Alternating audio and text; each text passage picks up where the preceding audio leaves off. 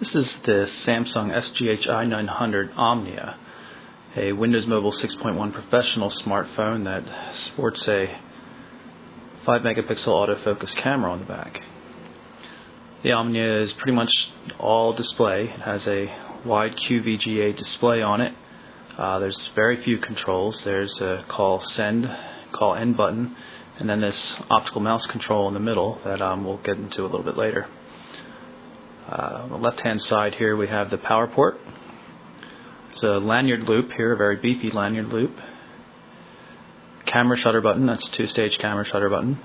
Volume control up and down, and then a dedicated menu button that pulls up Samsung's own menu layered on top of the Windows Mobile user interface. Pretty solid build, not much in terms of creaks or gaps or anything like that, and pretty good looking too. So physically, very nice design. What you see on the Omnia screen right now is Samsung's widget UI. It's kind of visually appealing and kind of fun, but it doesn't make all that much sense. What you do is, from the toolbar on here, on the left side, you just grab things and position them as you like. Media players, change background images,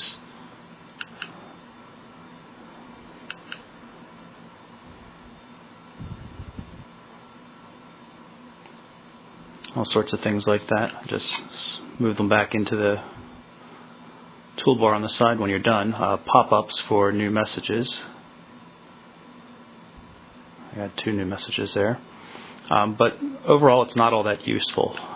Things move. It's hard to position. The screen's just not well done. You can see it does work in a landscape mode as well, which gives you a little bit more real estate to work with, but overall it's just not particularly useful. Of much more practical use is Samsung's layout 1 for their Today screen. They give 2 layouts. This one's particularly useful.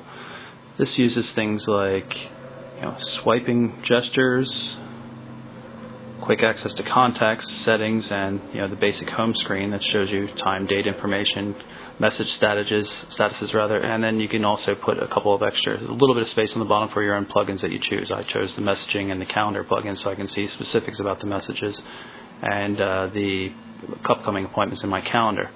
One of the neat things is for the quick access to the settings is normally they don't do anything. But when you tap the settings button again, you'll notice that it shows that it's unlocked. And now I can do things like hit the vibration control, turn it on and off. So once you have the settings the way you like, and then you just press the tap again and it's locked, and from that point forward, everything's safe from accidental presses.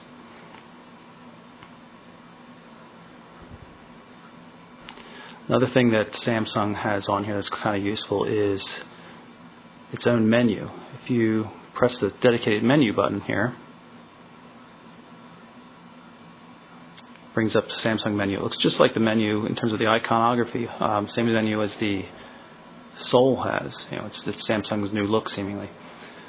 Common functions you can access. Then there's also things like there's a user-definable shortcut screen where you can put your own applications. All of these came pre-configured. I added Opera Browser to the menu here just to test it. Opera comes pre-installed though, which is a nice version of Opera, just like on the HTC Touch Diamond and Touch Pro series. Pressing the menu button will always take you back. Overall, pretty nice system. Now, one of the things I wanted to show you is how the D-pad controller works. So it's basically an upside down optical mouse. So what we're going to do is pull up something where we can see some scrolling lists here. Right now it's set up as a D-pad, so I'm moving my finger across it. If you move it relatively slowly, it moves slowly. If you flick it quickly, it rotates. It's not real easy to control, but it's usable when you get used to it. Now there's an alternative to that. If we go into the settings here, unlock the settings, and put on mouse mode, all of a sudden you see a real, honest-to-goodness mouse pointer on everything. So as I move my finger around, it's just like using a mouse. Good for web browsing, not good for normal use, which I guess is why Samsung makes it pretty easy to turn on and off. But it works on pretty much everything. It's quite cool. Hitting the end button will always take you back to the home screen, which is nice, since a lot of times reaching, when you're holding the device with one hand, I have large hands, and reaching that upper right hand corner to hit X is a little bit of a stretch, so it's often much easier to hit the N key down here.